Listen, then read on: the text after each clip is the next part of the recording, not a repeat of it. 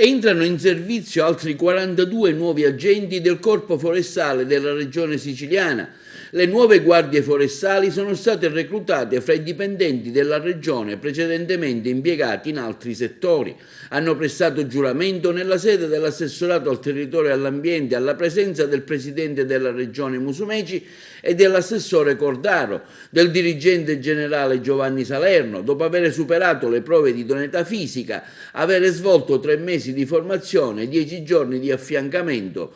I nuovi agenti si aggiungono adesso ai 58 uomini e donne che erano già stati immessi in ruolo la scorsa estate.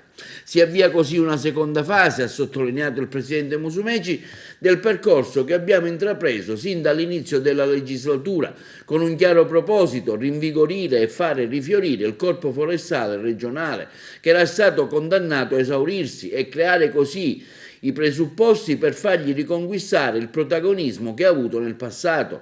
Una forza di polizia amministrativa che deve tutelare il territorio, che grazie ai nuovi innesti permetterà ad alcuni distaccamenti a corto di personale a tornare a essere ancora più efficienti presidi di legalità. Sappiamo, continua Musumeci, che c'è ancora da fare. Abbiamo avviato la gara per acquistare nuovi mezzi e accelereremo i nuovi concorsi per selezionare all'esterno delle amministrazioni altre decine di guardie forestali, rispondendo alla procedura di mobilità interna. Ha infine concluso il governatore, rivolgendosi ai neoagenti: molti di voi hanno reso più forte l'orgoglio di essere dipendenti regionali e questo è l'aspetto più importante. La motivazione è essenziale per servire la nostra regione in trincea difficile, qual è la nostra terra.